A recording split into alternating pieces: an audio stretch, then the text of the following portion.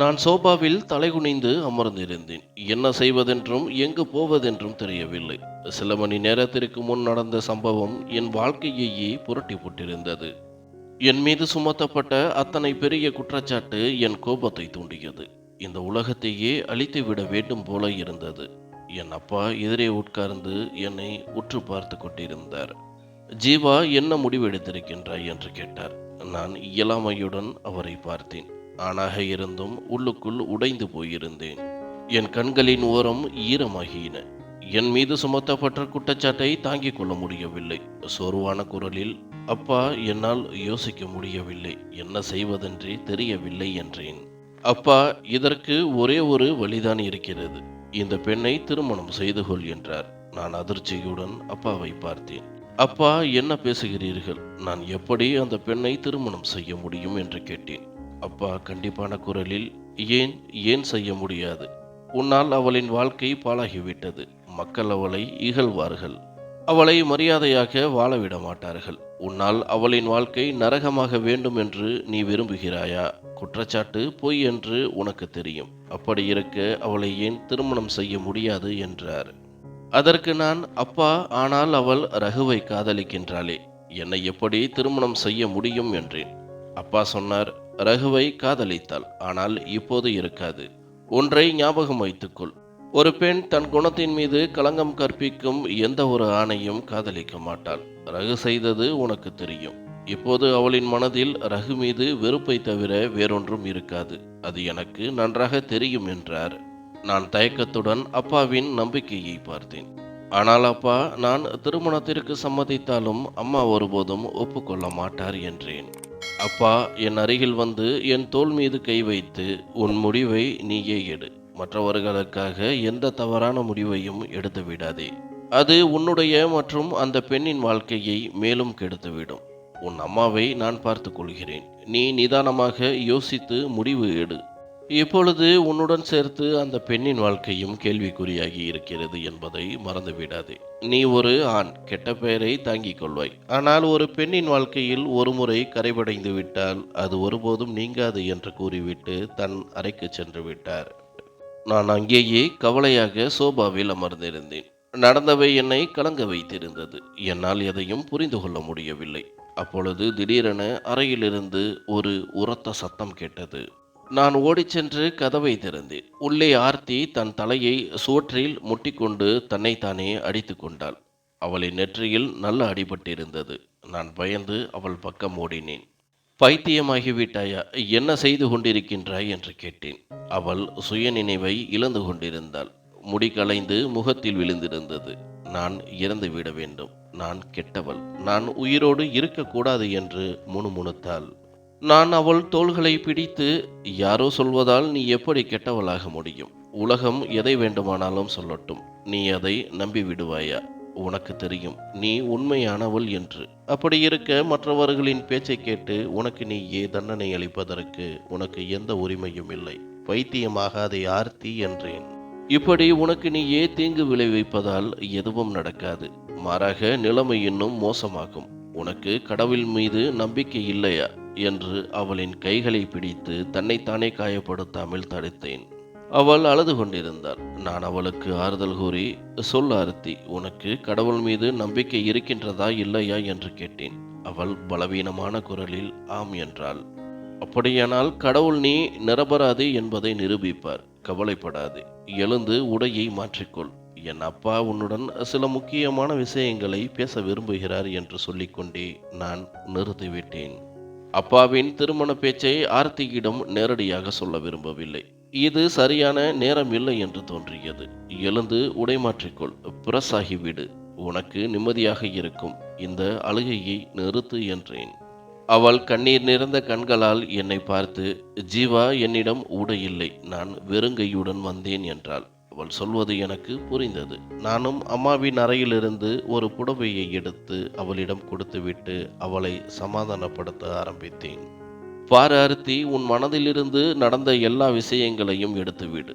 அப்பா சிறிது நேரத்தில் வருவார். உன்னிடம் சில முக்கியமான விஷயங்களை பேசுவார் என்றேன். அவளோ, என்ன விஷயம் அங்கிள்? என்ன முக்கியமான விஷயம் பேச வேண்டும் என்று பயந்து கொண்டே கேட்டாள். அவர் பேசும்பொழுது நீ கேட்டுக்கொள், இவ்வளவு மட்டும் தெரிந்து கொள். சில சமயங்களில் நமக்கு விருப்பமில்லாத முடிவுகளை கூட எடுக்க வேண்டி வரும். ஏனெனில் அவற்றில்தான் நன்மை இருக்கும் என்று ஆரத்திக்கு விளக்க முயற்சி செய்தேன்.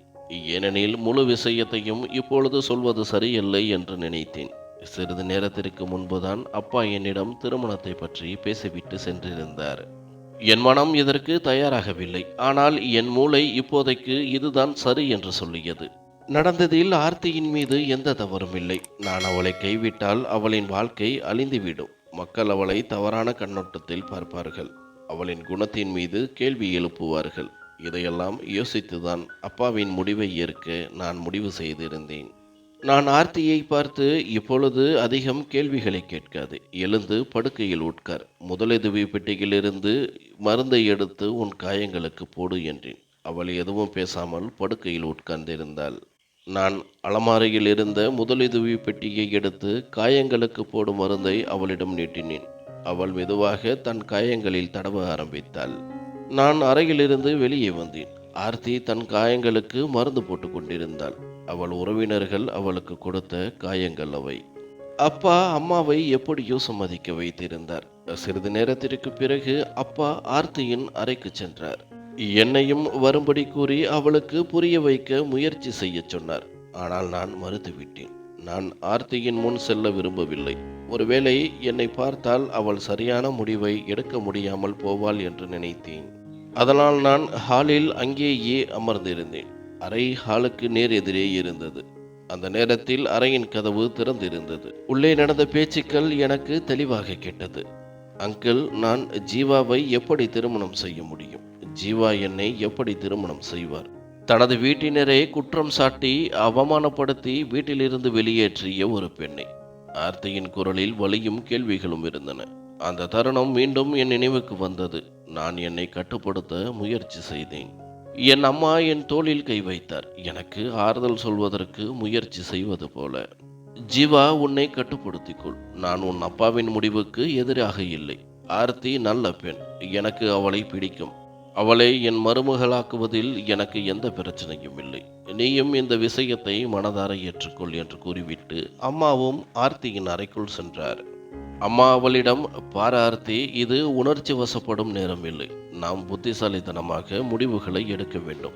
நடந்ததை மறந்துவிட்டு முன்னேற முயற்சி செய். நாங்கள் அனைவரும் உன்னுடன் இருக்கின்றோம். உன் நன்மையை விரும்புகின்றோம். புத்திசாலித்தனமாக யோசி ஆர்த்தி. நீ ஜீவாவை திருமணம் செய்யவில்லை என்றால் வேறு எங்கு போவாய் என்றார்.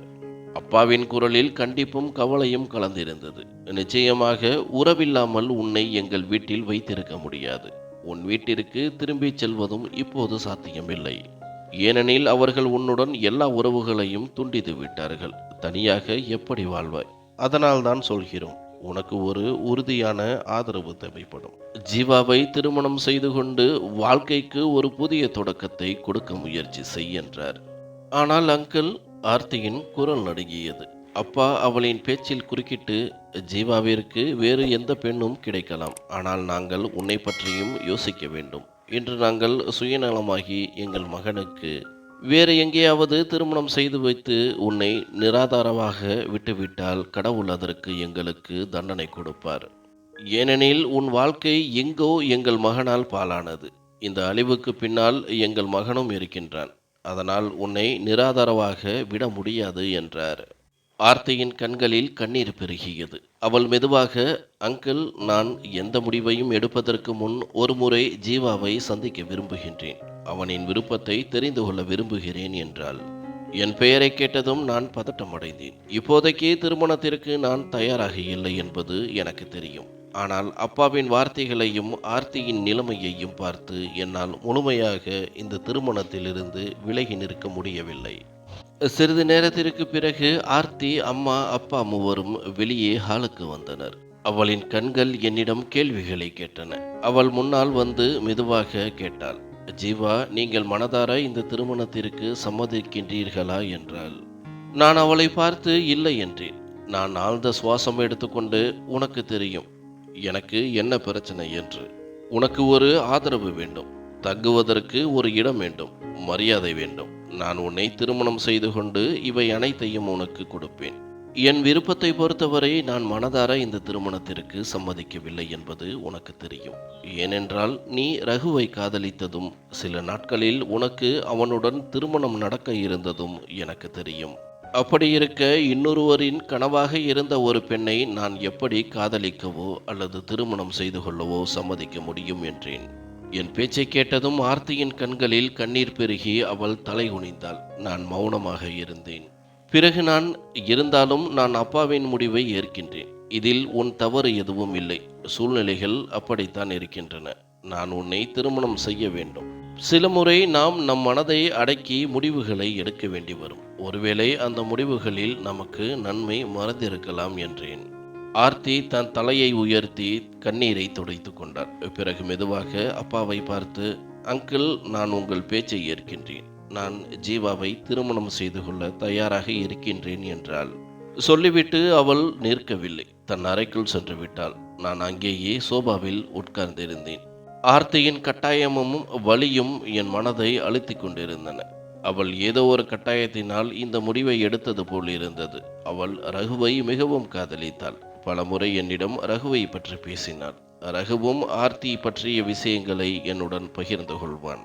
இருவரின் காதலுக்கும் நான் சாட்சியாக இருந்தேன். ஆனால் ஒரு நொடியில் எல்லாம் சிதைந்து விட்டது. நான் என் எண்ணங்களில் மூழ்கி இருந்தேன். அப்பொழுது அப்பாவின் குரல் எனக்கு அதிர்ச்சி கொடுத்தது. சரி, நாளை மறுநாள் பண்டிதரை அழைத்து எளிமையான முறையில் திருமணம் செய்து கொள்வோம் என்று அவர் அம்மாவிடம் சொன்னார். நீ ஆர்த்தியை மார்க்கெட்டிற்கு அழைத்து சென்று அவளுக்கு ஷாப்பிங் செய்துவிடு என்றார். அம்மா சம்மதித்து தலையசைத்தார். அப்பாவும் தனது அறைக்குள் சென்று விட்டார். அவருக்கு பின்னாலேயே அம்மாவும் சென்றார். நான் அங்கேயே சோபாவில் சாய்ந்து உட்கார்ந்து இருந்தேன். சில மணி நேரங்களுக்கு முன்பு நடந்த சம்பவங்களின் காட்சிகள் என் கண்களில் முன் ஓடின. ஆர்த்தி தன் அம்மாவுடன் வசித்து வந்தாள். ரகு அவளின் பக்கத்து வீட்டுக்காரன். ரகுவுக்கு ஆர்த்தியை பிடித்து போய் அவளை நேசிக்க தொடங்கினான். கடைசியில் தன் அம்மாவிடம் சொல்லி ஆர்த்தியை பெண் கேட்டான். ஆர்த்தி ஒரு ஏழை குடும்பத்தைச் சேர்ந்த பெண். ஆனால் மிகவும் அழகாக இருந்தாள். அவளை பார்ப்பவர்கள் அசந்து போவார்கள். அவள் படித்தவள். டியூஷன் சொல்லிக் கொடுத்து தன் மற்றும் தனது அம்மாவின் செலவுகளை பார்த்து கொண்டிருந்தாள். ரகு பணக்கார வீட்டு பையன். அவனின் அம்மா அவனுக்கு பணக்கார குடும்பத்து பெண்ணையே திருமணம் செய்ய வேண்டும் என்று விரும்பினார். ஆனால் ரகுவின் பிடிவாதத்திற்கு முன் அவர்கள் பணிய வேண்டியிருந்தது. ஆர்த்தியுடன் அவனுக்கு நிச்சயதார்த்தம் செய்து வைத்தனர். நிச்சயதார்த்தத்திற்கு பிறகு இரு குடும்பங்களுக்கும் இடையே நடமாட்டமும் ஆரம்பித்தது. ரகுவும் ஆர்த்தியும் அடிக்கடி ஒருவருக்கொருவர் சந்தித்து வந்தனர். ரகு எனது நெருங்கிய நண்பன் என்பதால் அவனுக்கும் ஆர்த்திக்கும் இடையிலான காதல் எனக்கு நன்றாக தெரியும். ரகு தன் ஒவ்வொரு விஷயங்களையும் என்னிடம் பகிர்ந்து கொள்வான். இருவரின் நிச்சயதார்த்தமாகி 2 மாதங்கள் கூட ஆகவில்லை. ஆர்த்திக்கு ஒரு பெரிய துயரம் ஏற்பட்டது. அவளின் அம்மா ஒரு சாலை விபத்தில் இறந்து விட்டார். அவர் சந்தைக்கு பொருட்கள் வாங்க சென்றிருந்தார். அப்பொழுது ஒரு ட்ரக் மோதி சம்பவ இடத்திலேயே உயிரிழந்தார். இந்த அதிர்ச்சி ஆர்த்திக்கு மிகவும் ஆழமானது. அவள் உள்ளுக்குள் முழுமையாக உடைந்து போயிருந்தாள். அந்த சூழ்நிலையில் ரகு மட்டுமே அவளை தாங்கினான். எந்த நெருங்கிய உறவினரும் அவளின் பொறுப்பை ஏற்க தயாராக இல்லை. ஒரு இளம்பெண் தனியாக வீட்டில் எப்படி இருப்பாள்? ரகு தனது அம்மாவிடம் பேசி ஆர்த்தியை தன் வீட்டிற்கு அழைத்து வந்தான். ரகுவின் அம்மாவுக்கு பிடிக்கவில்லை என்றாலும் மகனின் பிடிவாதத்திற்கு முன் அவர்கள் தோற்றனர். சில நாட்களில் ரகுவுக்கும் ஆர்த்திக்கும் திருமணம் தேதி நிச்சயிக்கப்பட்டது. அதற்கு முன்னரே ரகுவின் பிறந்த நாள் வந்தது. ஆர்த்தி மிகவும் சிரமப்பட்டு அவனின் பிறந்த நாள் பார்ட்டிக்கு தயாராக தொடங்கினாள். நான் ரகு அழைத்ததால் பார்ட்டிக்கு சென்றேன். நான் ரகுவின் நண்பன் என்பதால் ஆர்த்தியுடன் எனக்கு நல்ல பழக்கம் ஏற்பட்டது. அவள் என்னுடன் வெளிப்படையாக பேச ஆரம்பித்தாள். நான் கவிதைகளில் ஆர்வம் உள்ளவன். அதை ஆர்த்தி மிகவும் விரும்புவாள். பிறந்த நாளில் ஆர்த்தி என்னிடம், ஜீவா, எனக்கு ஒரு சிறிய உதவி செய்யுங்கள். நான் ரகுவிற்கு சில கார்டுகளை செய்திருக்கின்றேன். அந்த கார்டுகளில் நீங்கள் எழுதிய சில கவிதைகளை எழுத வேண்டும் என்று விரும்புகிறேன். அதனால் ரகு என் மீது இன்னும் அதிகமாக அன்பு கொள்வான் என்றாள். நான் சிரித்துக்கொண்டே, ரகு ஏற்கனவே உன்மேல் பைத்தியம், அவனுக்கு கவிதை தேவையில்லை என்றேன். ஆனால் ஆர்த்தி கார்டுகளை என் கையில் கொடுத்து, இருந்தாலும் நீங்கள் சிலவற்றை எழுதுங்கள் என்றாள். அப்பொழுது நாங்கள் இருவரும் அவளின் அறையில் இருந்தோம். நான் கார்டை கையில் எடுத்தேன். அப்பொழுது திடீரென யாரோ கதவை வெளியிலிருந்து பூட்டிவிட்டனர். நாங்கள் இருவரும் அதிர்ச்சி அடைந்து கதவை தட்டினோம். ஆனால் யாரும் வரவில்லை. 10 நிமிடங்கள் கழித்து கதவு திறந்த பொழுது எதிரே ரகு, அவனின் அம்மா மற்றும் உறவினர்கள் நின்றிருந்தனர். அனைவரின் கண்களிலும் கோபமும் சந்தேகமும் தெளிவாக தெரிந்தன. ஆர்த்தி அழுது கொண்டே ரகுவை நோக்கிச் சென்றாள். ரகு, கதவை வெளியிலிருந்து யார் பூட்டினார்கள் என்று எனக்கு தெரியவில்லை. நான் உண்மையை சொல்கிறேன் என்றாள். ஆனால் அவள் மேலும் எதையாவது சொல்வதற்குள் ரகுவின் அம்மா அவளை இழுத்து பலமாக அறைந்தார். வெட்கங்கெட்டவள், உனக்கு வெட்கம் இல்லையா? 8 நாட்களில் உனக்கு திருமணம் இருந்தது. அதற்குள் இவ்வளவு அவசரமா? ஒரு அந்நிய ஆணுடன் பூட்டிய அறைக்குள். சி, எனக்கு பேசவே வெட்கமாக இருக்கிறது. உனக்கு இவ்வளவு ஆசைகள் இருந்திருந்தால் என்னிடம் முன்பே சொல்லியிருக்கலாம். நான் உனக்கும் ரகுவிற்கும் முன்பே திருமணம் செய்திருப்பேன். நீ ஏன் உன் ஆசையை தீர்த்து கொள்ள இழிவான காரியத்தை செய்ய வேண்டும் என்றார். இதையெல்லாம் கேட்டு நான் முற்றிலும் ஸ்தம்பித்து போயிருந்தேன்.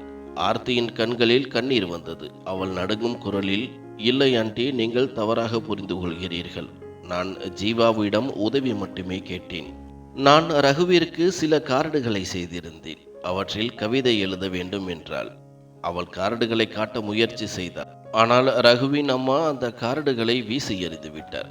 போதும் இந்த நாடகம். ரகு, நீயே பார்த்தாய் அல்லவா? இவர்கள் இருவரும் பூட்டிய அறையில் தனியாக இருந்தார்கள். நான் கிட்டத்தட்ட இவர்களை தவறான நிலையில் பார்த்தேன் என்றார். இதை கேட்டு என் கண்கள் வெட்கத்தால் குனிந்தன. நான் எதுவும் பேச முடியாமல் நின்றேன். ஆர்த்தி உடைந்து போயிருந்தாள். ரகுவின் அம்மா தொடர்ந்து அவளின் மேல் குற்றம் சாட்டி கொண்டிருந்தார். அவள் அதிர்ச்சியில் இருந்தாள். பார் ரகு, உன் கண் முன்னால் எல்லா உண்மைகளையும் பார்த்து விட்டாய். இப்படிப்பட்ட நம்பத்தகாத மற்றும் தவறான எண்ணம் கொண்ட பெண்ணை நம் வீட்டு மருமகளாக்குவது எந்த வகையிலும் சரியான முடிவு ஆவாது. இப்பொழுது முடிவு உன் கையில்தான் இருக்கிறது என்றார். நான் ரகுவை பார்த்து என் தரப்பு நியாயத்தை சொல்ல முயற்சி செய்தேன். ரகு, இது எல்லாம் ஒரு தவறான புரிதல். கதவை யாரோ வெளியிலிருந்து பூட்டினார்கள். நான் இங்கு ஆர்த்திக்கு உதவ மட்டுமே வந்தேன். உனக்கு என் மீதும் உன் வருங்கால மனைவி ஆர்த்தி மீதும் நம்பிக்கை இல்லையா என்றேன். ஆனால் ரகுவின் கண்களில் நம்பிக்கைக்கு பதிலாக சந்தேகம், ஏமாற்றம் மற்றும் கோபம் இருந்தது. அவன் என் பக்கம் கோபமாக பார்த்து, ஜீவா, நீ இப்படி செய்வாய் என்று என்னால் நம்ப முடியவில்லை. நானும் ஆர்த்தியும் காதலிப்பது உனக்கு நன்றாக தெரியும். அப்படி இருந்தும் நீ இவ்வளவு இழிவான காரியத்தை செய்துவிட்டாய். உன்னை ஒருபோதும் மன்னிக்க மாட்டேன் என்றான். பிறகு அவன் ஆர்த்தியின் பக்கம் திரும்பி, நான் உன்னை எவ்வளவு காதலித்தேன். திருமணம் செய்து கொண்டு இந்த வீட்டிலும் என் இதயத்திலும் என்றென்றும் இடம் கொடுக்க போயிருந்தேன். ஆனால் நீ எல்லாவற்றையும் முடித்து விட்டாய் என்றான். ஆர்த்தி எதையோ சொல்ல முயற்சிப்பதற்குள் ரகு கோபத்தில் ஆர்த்தியின் கன்னத்தில் பலமாக அறைந்தான். அதனால் அவள் தூர விலகி விழுந்தாள். ஆர்த்தி விரைவாக எழுந்து ரகுவை நோக்கி சென்று அழுது கொண்டே, ரகு, என்னை நம்பு. இது எல்லாம் ஒரு தவறான புரிதல். உன் அம்மாவிற்கு நம் திருமணத்தை நடத்தி வைக்க விரும்பவில்லை என்று நான் நினைக்கின்றேன். அதனால்தான் அவர்கள் வேண்டுமென்றே எங்களை அறையில் பூட்டினார்கள். தயவு செய்து என்னை நம்பு என்றாள். ஆனால் ரகுவின் கோபம் அடங்கவில்லை. அவன், இப்பொழுது உனக்கு என் வாழ்க்கையில் இடமில்லை. இப்பொழுதே இங்கிருந்து போ என்றான். ஆர்த்தி விம்மி விம்மி அழ ஆரம்பித்தாள். ரகு, நான் எங்கே போவேன்? உன்னை தவிர எனக்கு வேறு யாரும் இல்லை. நான் இங்கிருந்து எங்கும் போக மாட்டேன் என்றாள். நானும் முன்னால் சென்று ரகுவை சமாதானப்படுத்த ஆரம்பித்தேன். ரகு, புரிந்து கொள்ள முயற்சி செய். நான் இப்படிப்பட்ட தவறான காரியத்தை செய்ய மாட்டேன். இது வெறும் தவறான புரிதல் தான் என்றேன். ஆனால் அப்போது ரகுவின் அம்மா மீண்டும் மீண்டும் என் முன் வந்து என் பேச்சை குறுக்கிட்டு, ஜீவா, மேலும் எதையும் சொல்லாதே, முடிவு ஆகிவிட்டது என்றார். அவர் பேச்சை குறுக்கிட்டது மட்டுமின்றி, நீ எதுவும் தப்பு செய்யவில்லை என்றால் ஆர்த்தியின் அறையில் என்ன செய்து கொண்டிருந்தாய் என்று சொல். மகனிடம், உன் நண்பனிடம் கேள் என்றார். ரகு என் பக்கம் முறைத்து பார்த்து, சொல் ஜீவா, நீ ஆர்த்தியின் அறையில் தனியாக என்ன செய்து கொண்டிருந்தாய்? இனி என்னை உன் நண்பன் என்று என்றும் சொல்லாதே. உன்னை போன்றவர்களை நான் நண்பராக கருதுவதில்லை என்றான். நானும் பதிலுக்கு, நீ பைத்தியமாகிவிட்டாய், என்ன பேசுகிறாய்? நான் ஏன் ஒரு தவறான காரியத்தை செய்ய வேண்டும்? அவள் எனக்கு ஒரு தங்கை மாதிரி. நாங்கள் உன் பிறந்த நாளுக்கு கார்டுகளை செய்து கொண்டிருந்தோம் என்றேன். ரகுவின் அம்மா கோபமாக, நீ பொய் சொல்கிறாய். நான் உங்களை தவறான நிலையில் பார்த்தேன். இப்பொழுது பாவத்தை ஒப்புக்கொள். இந்த பெண்ணை உன்னுடன் அழைத்துச் செல். இவளை இனி என் வீட்டு மருமகளாக்க முடியாது என்று சொல்லி ஆர்த்தியை வேகமாக தள்ளினார். அவள் தூர விழுந்தாள். மேஜையின் ஒரு முனை அவளின் தலையில் மோதியது. ஆனால் ஆர்த்திக்கு தன் காயம் பற்றி கவலை இல்லை. ஏனெனில் அவளின் இதயத்தில் உணர்ந்த வலி அந்த காயத்தை விட ஆழமானது. அவளின் வருங்கால மாமியாரும் வருங்கால கணவனும் அவளின் எந்த பேச்சையும் கேட்காமல் அவளை குற்றவாளியாக்கிவிட்டனர். ஆர்த்தி மீண்டும் மீண்டும் எழுந்து, நான் எதுவும் செய்யவில்லை, நீங்கள் எல்லோரும் பொய் சொல்கிறீர்கள். இப்பொழுது எனக்கு புரிகிறது. கதவை நீங்கள்தான் மூடினீர்கள். அதனால் நீங்கள் எனக்கும் ரகுவுக்கும் இடையிலான உறவை முறித்துவிட முடியும். ஏனெனில் உங்களுக்கு என்னை பிடிக்கவில்லை என்றார். இதையெல்லாம் கேட்டதும் ரகு கோபத்தில் கட்டுக்கடங்காமல் போனான். அவன் ஆர்த்தியின் கையை பிடித்து கொண்டு, என் அம்மா மீது இப்படி ஒரு குற்றச்சாட்டை சுமத்த உனக்கு எப்படி தைரியம் வந்தது? நான் உன்னை ஒருபோதும் மன்னிக்க மாட்டேன் என்றான். அவளின் கண்களிலிருந்து கண்ணீர் வழிந்து கொண்டிருந்தது. ஆனால் அவளின் விளக்கம் யாருடைய மனதையும் தொடவில்லை. அப்போது ரகுவின் அப்பா முன்னால் வந்து ஆர்த்தியை ரகுவின் பிடியிலிருந்து விடுவித்துவிட்டு, என்னிடம் பார் தம்பி, நான் உன்னை நம்பினேன். அதனால்தான் உன்னை என் வீட்டிற்கு வர அனுமதித்தேன். ஆனால் இப்பொழுது என் நம்பிக்கை உடைந்துவிட்டது. இப்பொழுது நீ இந்த பெண்ணை இங்கிருந்து அழைத்துச் செல். எங்களுக்கு இனி இவளால் எந்த பிரயோஜனமும் இல்லை என்றார். ஆர்த்தி பெரும் நம்பிக்கையுடன் ரகுவை பார்த்தாள். ஆனால் ரகு தன் முகத்தை திருப்பிக் கொண்டான். நான் கோபமாக, நீங்கள் எல்லோரும் பைத்தியமாகிவிட்டீர்களா? நான் எந்த தவறும் செய்யவில்லை என்று விளக்க முயற்சி செய்கிறேன். ஆனால் நீங்கள் யோசிக்காமல் குற்றம் சாட்டிக் கொண்டே இருக்கின்றீர்கள். நான் ஆர்த்தியை எங்கும் அழைத்துச் செல்லவில்லை. நான் இங்கு ரகுவின் பிறந்த நாள் விழாவிற்கு மட்டுமே வந்தேன் என்றேன். ரகுவின் அம்மாவை பார்த்து நான் கோபமாக, கடவுளுக்கு பயப்படுங்கள், ஒரு நிரபராதி மீது குற்றம் சாட்டி நீங்கள் மகிழ்ச்சியாக இருக்க முடியாது என்றேன். என் இந்த வார்த்தைக்கு ரகுவின் அம்மாவும் சில கணங்கள் மௌனமாக இருந்தார். ஆனால் பிறகு தன்னை சுதாரித்து கொண்டு, நான் எதுவும் தவறாக செய்யவில்லை. என் கண்களாலே நானே எல்லாவற்றையும் பார்த்தேன். உன் குற்றத்தை ஒப்புக்கொள், அதுதான் உனக்கு நல்லது என்றார். நான் வருத்தத்துடன் ரகுவை பார்த்தேன். ஆனால் அவனின் கண்களில் அதே கோபமும் ஏமாற்றமும் இருந்தது. அவன், நான் உன்னை என் நண்பனாக கருதியது தவறு.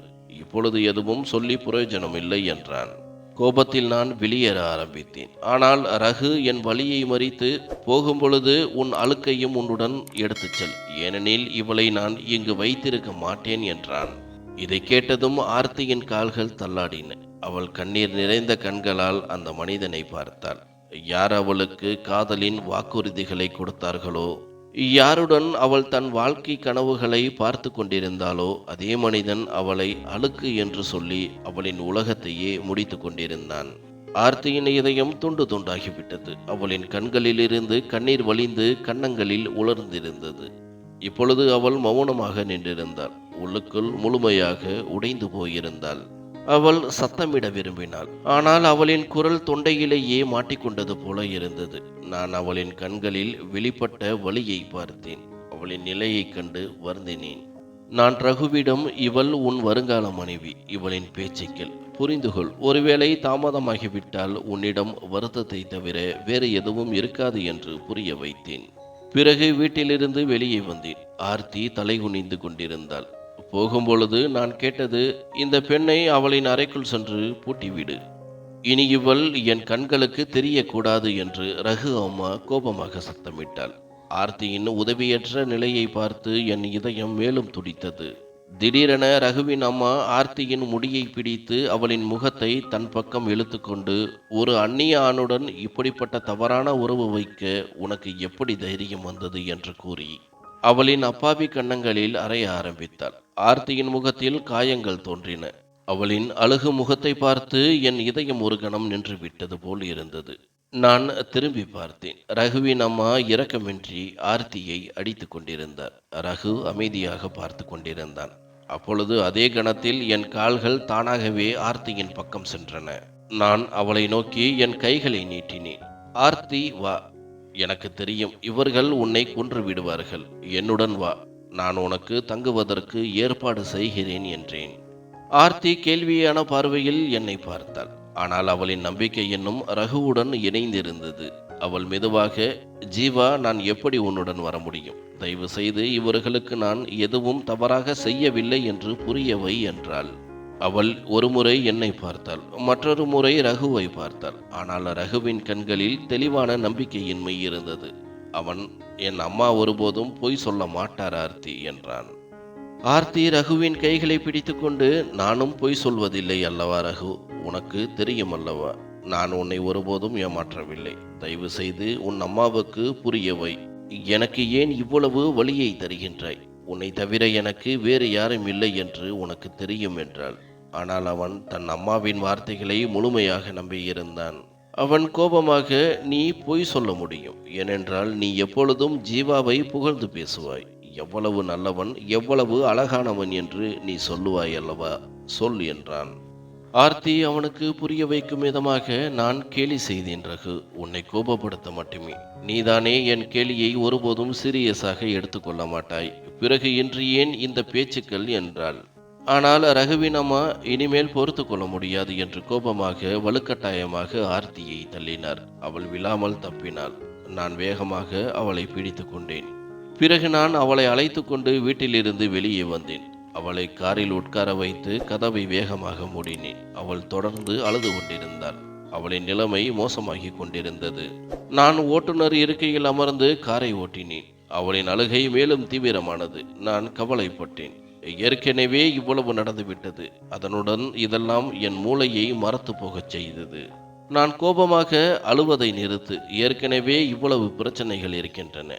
நீ இப்பொழுது அழுது கொண்டு என்னை மேலும் தொந்தரவு செய்கின்றாய் என்றேன்.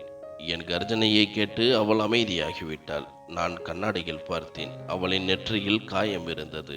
நான் டிஷ்யூ பேப்பர் பெட்டியை எடுத்து அவளிடம் நீட்டி, உன் காயங்களை சுத்தம் செய் என்றேன். அவள் மெதுவாக தன் காயங்களை சுத்தம் செய்ய ஆரம்பித்தாள். அப்பொழுது அவள் அளவில்லை. ஒருவேளை என் கோபத்திற்கு பயந்திருக்கலாம். நாங்கள் வீட்டிற்கு வந்ததும் அப்பா என்னையையும் அவளையும் பார்த்து ஆச்சரியப்பட்டார்.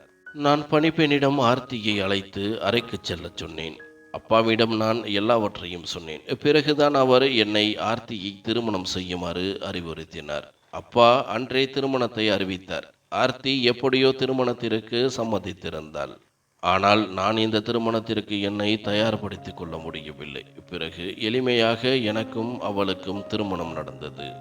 என் பெற்றோர்கள் ஆர்த்தியை மனதார ஏற்றுக்கொண்டனர். அவளிடம் எந்த குறையும் இல்லை. அவள் அழகானவள், படித்தவள்.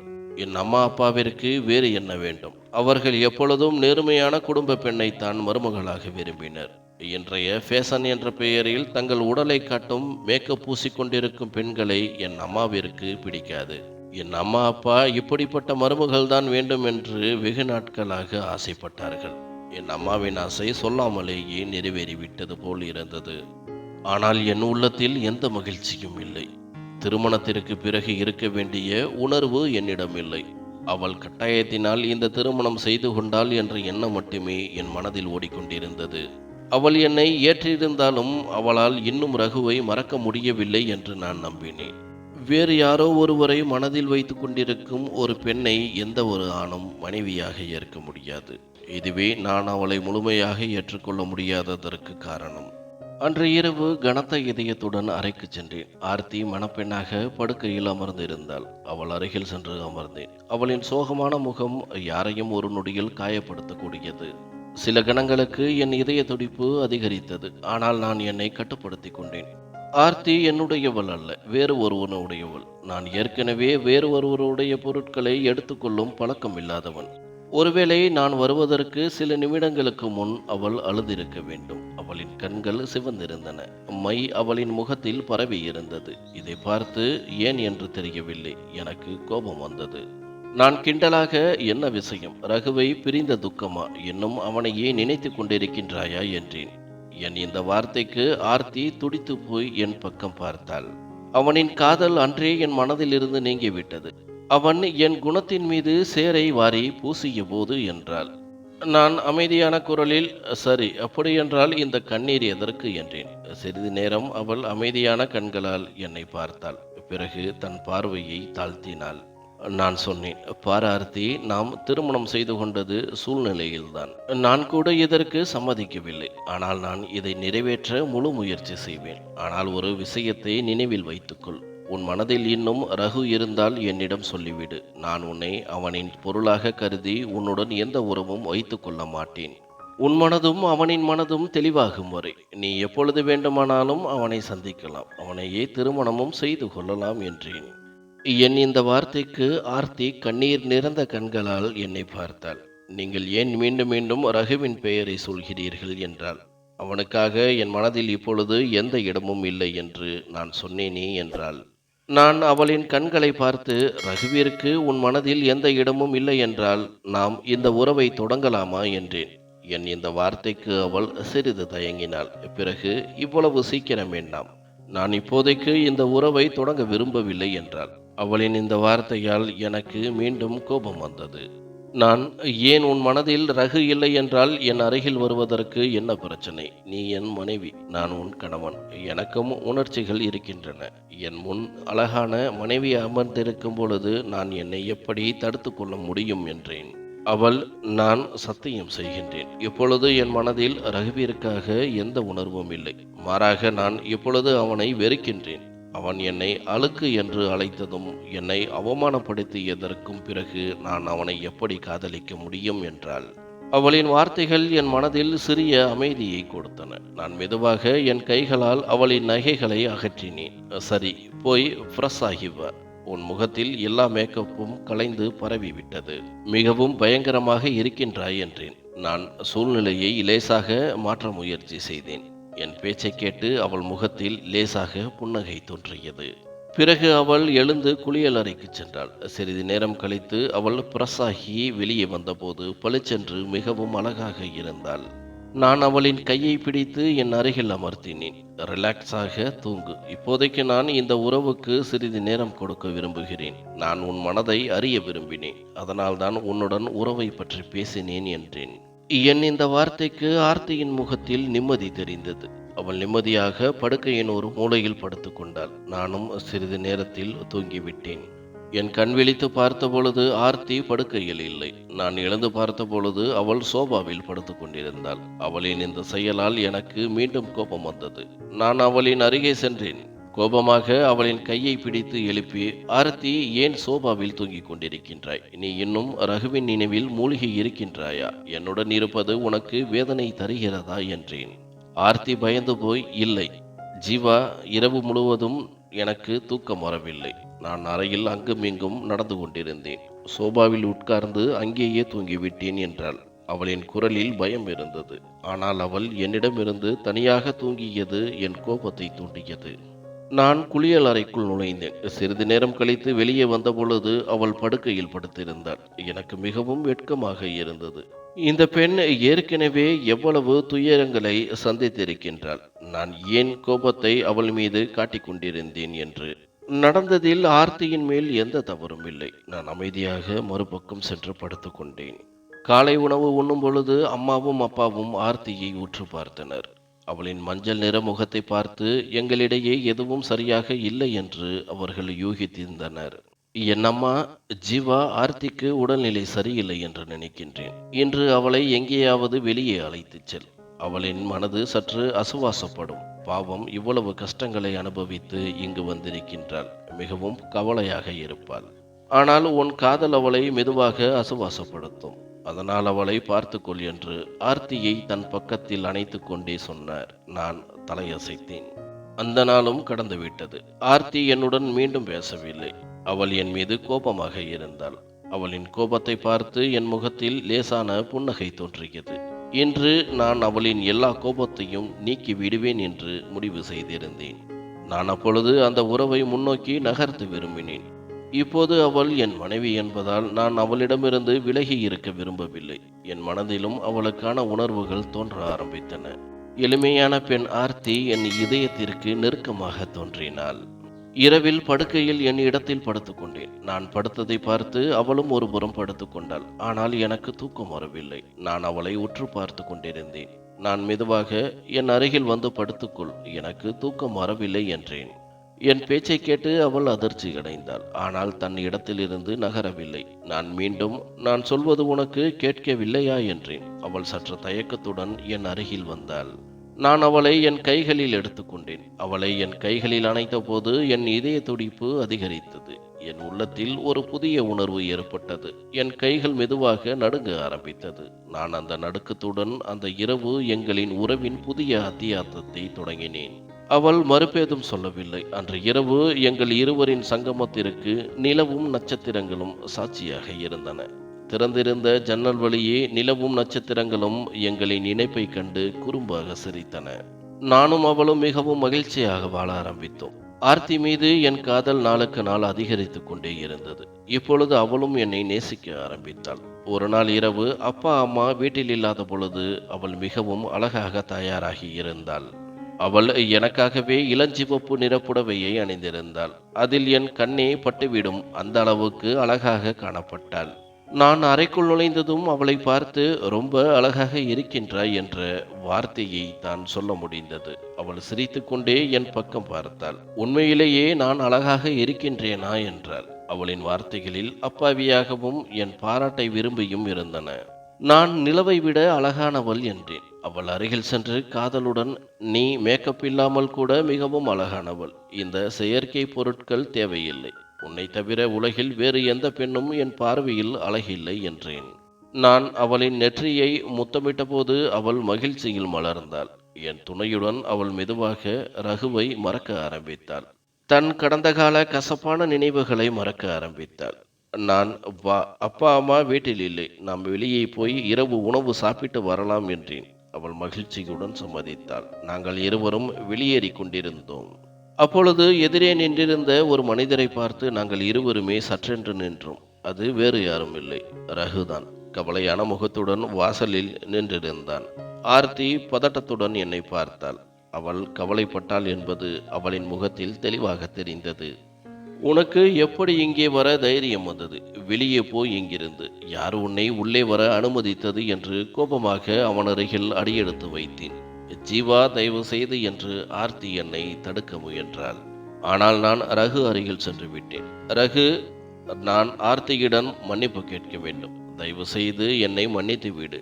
என் அம்மாவின் பொய் குற்றச்சாட்டின் காரணமாக உன் வாழ்க்கை அழிந்துவிட்டது. அவர்கள் இதை எங்கள் உறவை முறிப்பதற்காக செய்தார்கள். ஏனெனில் அவர்கள் என் திருமணத்தை தனது விருப்பப்படி ஒரு பணக்கார குடும்பத்தில் நடத்த விரும்பினார்கள். ஆனால் ஒரு நிரபராதி மீது பொய் குற்றச்சாட்டு சுமத்துவது எவ்வளவு பயங்கரமானது என்பதை அவர்கள் மறந்துவிட்டார்கள் என்று ஆர்த்தியின் முன் கைகூப்பி நின்றான்.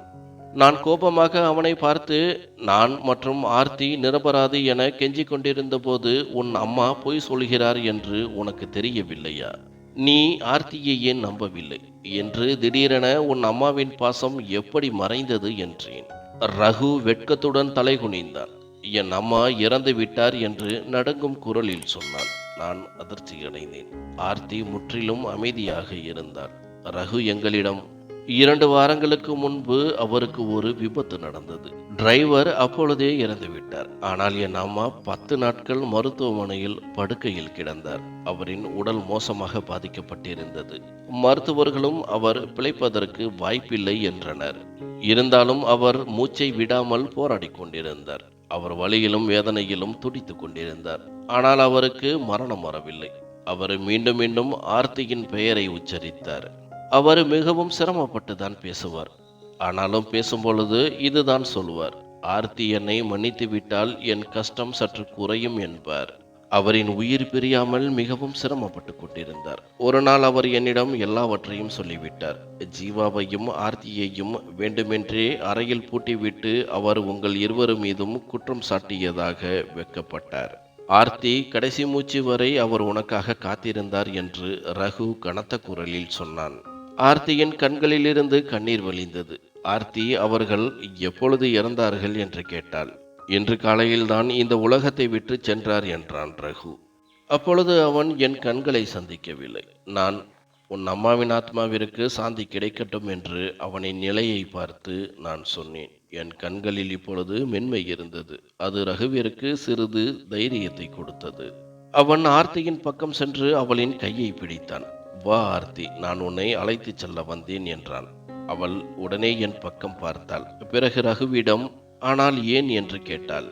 ஏனென்றால் நான் வெட்கப்படுகிறேன். இப்பொழுது உன்னுடன் ஒரு புதிய வாழ்க்கையை தொடங்க விரும்புகிறேன். நான் உன்னை எவ்வளவு காதலிக்கின்றேன் என்று உனக்கு தெரியும் அல்லவா? ஆம், சிறிது காலம் நான் அம்மாவின் பேச்சை கேட்டுவிட்டேன். ஆனால் நீ வீட்டிலிருந்து வெளியேறிய நாள் முதல் எனக்கு தூக்கம் வரவில்லை. நான் பலவீனமான ஆண். அம்மாவின் அன்பில் எல்லை மீறிவிட்டேன். உன்னை நம்பவில்லை. ஆனால் நான் இன்றும் உன்னை மிகவும் நேசிக்கின்றேன். நீ இல்லாமல் என்னால் வாழ முடியாது. தயவு செய்து என்னுடன் வா. நாம் எல்லாவற்றையும் மறந்து வாழ்க்கைக்கு ஒரு புதிய தொடக்கத்தை கொடுப்போம் என்றான். ரகு ஆர்த்தியை சமாதானப்படுத்த முயன்ற விதம் எனக்கு கோபத்தை வரவழைத்தது. ஆர்த்தி, நான் இங்கு வந்த செய்தியை உனக்கு சொன்னவர் நானும் ஜீவாவும் திருமணம் செய்து கொண்டோம் என்று சொல்லவில்லையா என்றாள்.